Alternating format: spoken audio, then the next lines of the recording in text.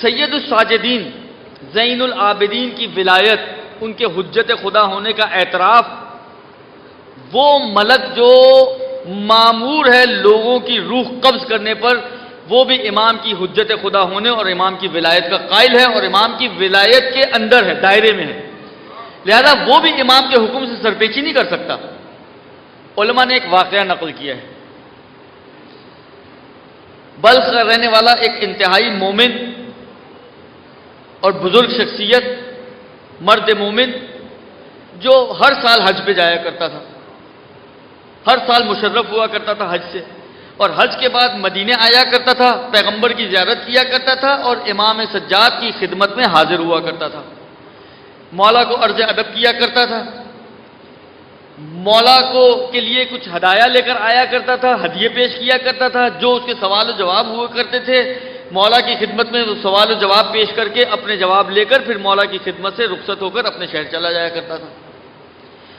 ایک دفعہ جب یہ ہدیے وغیرہ دے کر مولا کی خدمت سے واپس لوٹا تو اس کی بیوی نے اس کو پوچھا، اس کو کہا کہ تم ہر سال جاتے ہو اپنے مولا کے پاس، ہر سال ان کے لیے ہدیے لے کر جاتے ہو، تحفے لے کر جاتے ہو، تم تو اتنا کچھ اپنے مولا کے لیے لے کر جاتے ہو مگر پلٹ کے کبھی تمہارے مولا نے تمہیں کچھ نہیں دیا،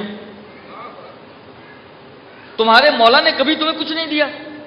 اب یہ جو تانا سنا تو بالآخر تانا تو تانا ہے، دل پہ لگتا ہے۔ اگلا سال پھر ہوا، پھر گیا، پھر اسی سلسلے پہ پہنچا مولا کی خدمت میں۔ یہ حجت خدا ہے، ان کو بتانے کی ضرورت نہیں ہوتی، یہ علم الہی سے سب کچھ جانتے ہیں۔ جب پہنچا الیک سلیک کے بعد مولا نے اس کو کھانے کی دعوت دی کہ چلو کھانا کھاتے ہیں۔ کھانا کھانے کے بعد تشت آیا، پانی کا ایک لوٹا آیا، یہ اٹھا، پانی کا لوٹا لیا اور مولا کے ہاتھ دھلوانے کے لیے آگے بڑھا، کہا تم یہ زحمت کیوں کر رہے ہو، تم تو ہمارے مہمان ہو۔ کہا مولا میں چاہتا ہوں آپ کی کوئی خدمت انجام دوں۔ کہا اچھا، ہاتھ دھلوانے شروع کیے، پانی ڈالا۔ اس واقعے کے مطابق 1/3 تشت اس پانی سے جو امام کے ہاتھ پہ ڈالا تھا پر ہو گیا۔ امام نے پوچھا تشت میں کیا ہے؟ کہا پانی۔ کہا غور سے دیکھو پانی ہے یا یاقوت سرخ ہے؟ اب جو اس نے غور سے دیکھا تو پانی نہیں، یاقوت سرخ تھا۔ دوسری مرتبہ ہاتھ ڈالا، 2/3 پر ہو گیا۔ کہا اب کیا ہے؟ کہا پانی۔ کہا غور سے دیکھو پانی ہے یا زمرد سبز ہے؟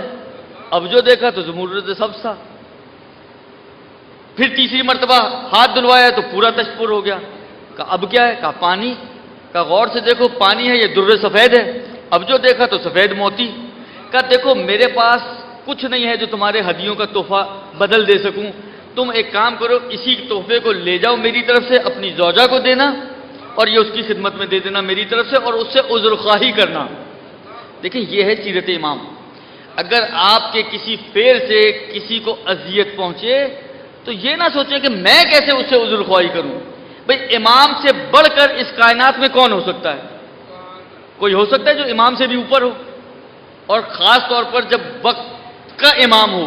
ایک مرتبہ ہے کہ جی امیر المومنین بھی موجود ہیں، امام حسن مجتبیٰ بھی موجود ہیں، امام حسین بھی موجود ہیں، تو امیر المومنین امام حسن اور امام حسین سے اوپر ہیں، بہرحال ابوہما افضلہما، قطعاً افضل ہیں، اوپر بھی ہیں، لیکن وقت ہی امامت کا امام کا ہو، اس کا مطلب ہے کہ ان سے اوپر تو کوئی نہیں ہو سکتا، لیکن اس کے باوجود امام کہتے ہیں کہ اس کو میرے اس فعل سے کہ میں نے تمہیں کوئی تحفہ کبھی نہیں دیا، اس کو اذیت ہوئی، اس نے تانا دیا، میری طرف سے اس سے عذر خواہی کرنا۔ پر پشیمان ہوا، سر جھکا لیا، اس کے بعد بہرحال واپس آیا، روداد سفر اپنی زوجہ کو سنائی اور کہا کہ یہ جواہرات میرے مولا نے تمہارے لیے بھجوائے ہیں۔ سجدہ شکر میں گر پڑی اور قسم دی کہ اگلی دفعہ جب جانا تو مجھے ساتھ لے کر جانا۔ اب اگلا سال آیا، اب یہ دونوں چلے۔ حج کے بعد جب نکلے مکے سے مدینہ جانے کے لیے کہ مدینے کے قریب کسی منزل پر اس کی بیوی بیمار ہوئی اور وہیں اس کی بیوی کا انتقال ہو گیا۔ یہ پریشان حال بھاگا بھاگا آیا مولا کی خدمت میں، سلام عرض کیا، مولا کو سارا واقعہ بیان کیا۔ مولا نے 2 رکعت نماز پڑھی، خدا کی بارگاہ میں دعا کی اور اس کے بعد اس شخص کو کہتے ہیں کہ جاؤ تمہاری بیوی بے حکم الہی زندہ ہو چکی ہے، جاؤ تم اس کے پاس پہنچ جاؤ۔ یہ بھاگا بھاگا گیا، دیکھا اس کی بیوی اسی منزلگاہ میں جہاں پر یہ رکے ہوئے تھے، مسافر خانہ جو بھی جگہ تھی، وہاں پر وہ زندہ بیٹھی ہے. اب یہ حیران اور پریشان اپنی بیوی سے سوال کرتے کہ تم زندہ کیسے ہوئی, یہ بتاؤ مجھے, تم کیسے زندہ ہوئی؟ کہا کہ جب یہ بیماری وغیرہ کا موقع آیا اور وقت آخر آیا, ملک الموت پہنچ گیا.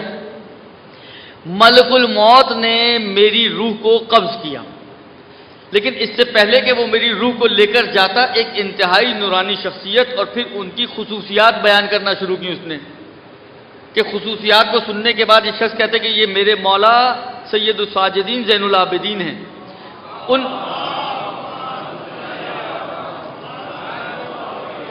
ان خصوصیات کی حامل شخص نے آ کر ملک الموت کو یہ حکم دیا کہ اے ملک الموت, اس کی روح کو واپس پلٹا دے.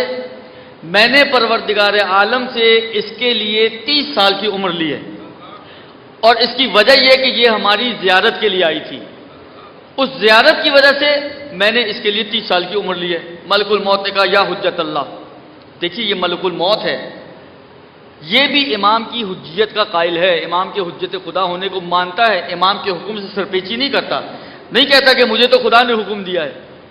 کہہ سکتا تھا نا بھئی میں تو خدا کی طرف سے مامور ہوں لوگوں کی روحیں قبض کرنے کے لیے, مجھے تو خدا نے کہا ہے. لیکن جب امام نے کہہ دیا تو اس کے آگے ملک الموت بھی کچھ نہیں کہہ سکتا. کہا یا حجت خدا, جو آپ کا حکم, روح کو واپس کیا اور واپس امام کے ہاتھوں کا بوسہ لیا اور واپس چلا گیا.